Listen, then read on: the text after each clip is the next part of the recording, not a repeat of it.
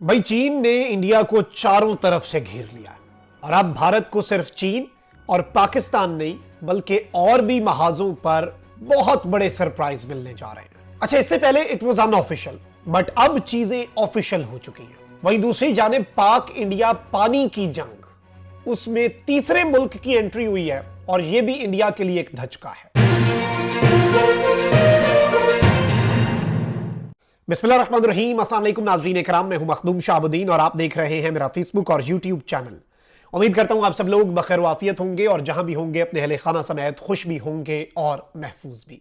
23 मई 2025 जुमे का दिन।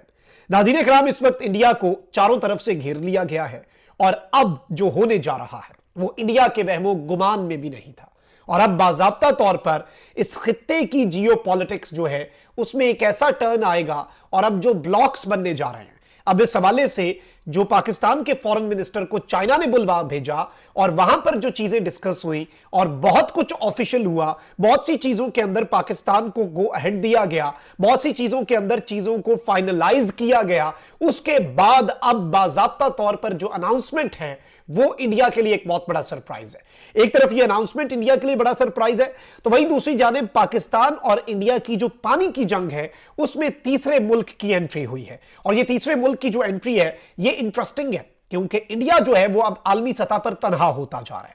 कोई एक मुल्क बता दें जो इंडिया के साथ खड़ा हो अनप्रेसिडेंटेड तरीके से। पाकिस्तान के दोस्त तो पाकिस्तान के साथ खड़े हैं, बल्कि अब ये देखें कि पाकिस्तान में भारत जो है वो अब कन्वेंशनल वॉर तो हार चुका, तो अब वो अपनी प्रॉक्सीज जो है BLA TTP ने एक्टिव कर रहा है, दहशतगर्दी के खिलाफ जंग है। तो अब इस सब के अंदर चीनी कौंसल जनरल जो हैं उन्होंने कहा है कि पाकिस्तान दहशतगर्दों के खिलाफ इकदाम उठाएगा और चीन दहशतगर्दों के खिलाफ पाकिस्तान को मदद भी फराहम करेगा।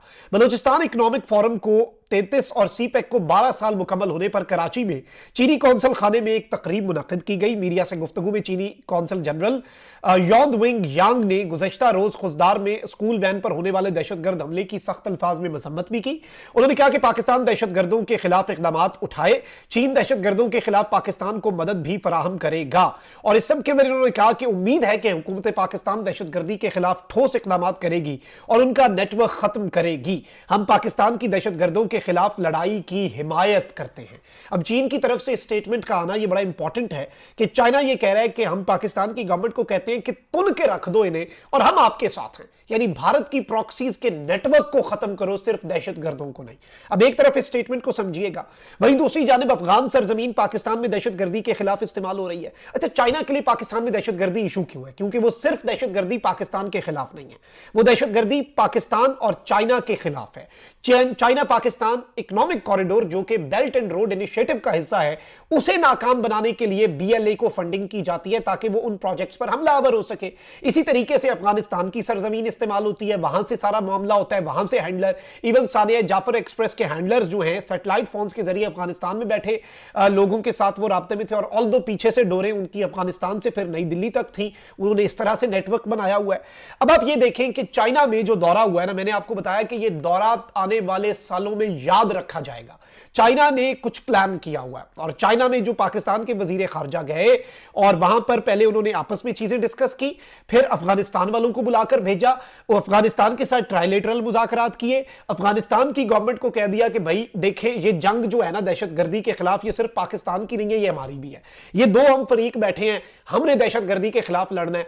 आपकी सरजमीन इस्तेमाल होगी, भारत आपको चबलाएगा, भारत आपको बरगलाएगा, भारत आपको गलत साइड पे लगाएगा और आप उस साइड पे जाएंगे तो आपका भी नुकसान है, हमारा भी नुकसान है। आए मिलकर इकोनॉमिक ग्रोथ करते हैं, आए मिलकर चीजों को बेहतर करते हैं और यहां तक कि चाइना पाकिस्तान इकोनॉमिक कॉरिडोर जो है उसे अफगानिस्तान तक, कोई अफगानिस्तान के साथ अलग कॉरिडोर नहीं, CPEC कोई अफगानिस्तान तक एक्सपैंड करने का जो ऐलान है ये भारत पे बिजलियां बन के गिरता है क्योंकि 2022 में भारत ने ये पोजीशन अपनाई थी कि CPEC जो है ये भारत की टेरिटोरियल इंटेग्रिटी के भी खिलाफ है क्योंकि इसके प्रोजेक्ट्स AJK में से होके गुजरते हैं और कोई तीसरा मुल्क अगर CPEC के अंदर शामिल होता है तो यह भारत के साथ पंगा होगा। ऑल्दो अफगानिस्तान जो है उसकी इस मीटिंग के अंदर, ये ट्रायलेटरल मीटिंग में यह बात हुई। और अब आपको मैं यह भी बताऊं कि पाकिस्तान के वजीर खारजा ने भी अब यह स्टेटमेंट दे दी है कि अफगानिस्तान अपनी सरजमीन दहशतगर्दी के लिए इस्तेमाल ना होने दे, सिफारती ताल्लुकात बढ़ाने को हम तैयार हैं। अफगानिस्तान से ताल्लुकात में बेहतरी की तजवीज चीन ने दी थी, यह कंफर्म किया पाकिस्तान के वजीर खारजा ने। 19 अप्रैल के दौरे में भी अफगानिस्तान से कहा था कि अपनी सरजमीन दहशतगर्दी के लिए इस्तेमाल ना होने दें। अब उनकी तरफ से मस्बत पेशरफ्त हो रही है, यानी the things are getting better. अब इस सब के अंदर मैं आपको यह बता दूं कि असूली तौर पर अफगानिस्तान और पाकिस्तान ने एक दूसरे के मुल्क में सफीर भेजने पर इत्तफाक कर लिया है।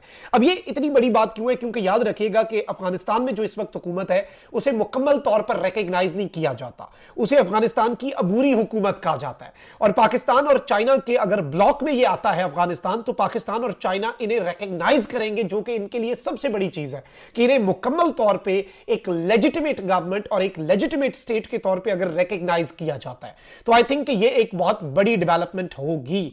और अब इस सब के अंदर पाकिस्तान के वजीर खारजा ने क्या कहा है जी? पाकिस्तान के वजीर खारजा ने कहा है कि दुनिया इस वक्त पाकिस्तान की तरफ देख रही है।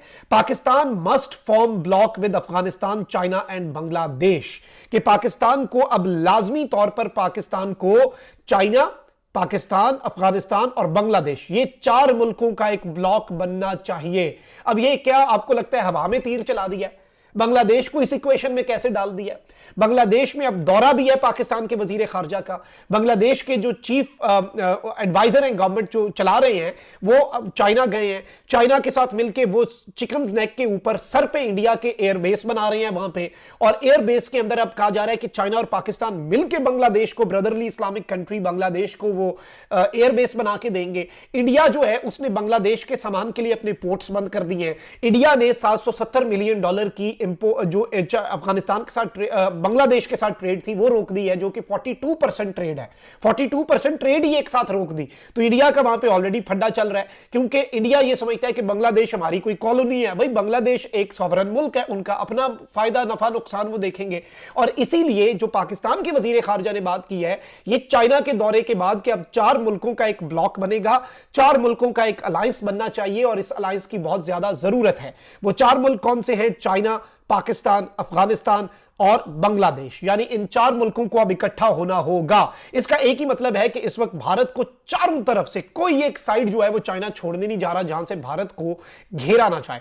भारत अपनी तरफ से कोशिश कर रहा था कि अफगान सरजमीन को इस्तेमाल करेगा, ना सिर्फ वो रुकवाएंगे बल्कि भारत को हर तरफ से घेरेंगे, क्योंकि भारत की साम्राज्यी सोच जो है और जो अजारादारी वाली सोच है कि भाई आसपास वाले मुल्कों पर बदमाशी करे, वो अब चलेगी नहीं। बांग्लादेश भी वो एक्सेप्ट नहीं करेगा और अफगानिस्तान को भी ये बाबर करवा दिया गया और उन्हें कुछ बहुत अच्छी ऑफर्स भी की गई है चाइना पाकिस्तान की तरफ से, जिसमें उनका भी फायदा है। इकोनॉमिक प्रॉस्पेरिटी की ऑफर्स की बात हो रही है।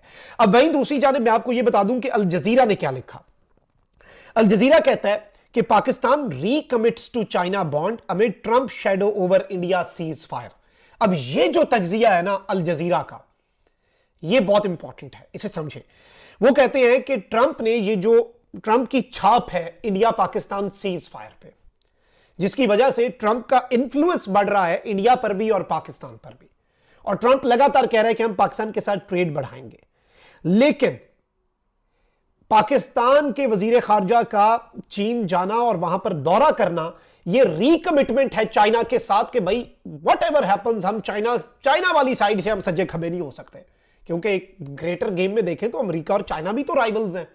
और ये लिखते हैं, after a 4-day long stand off with India, Pakistan looks to its trusted partner China for post conflict support.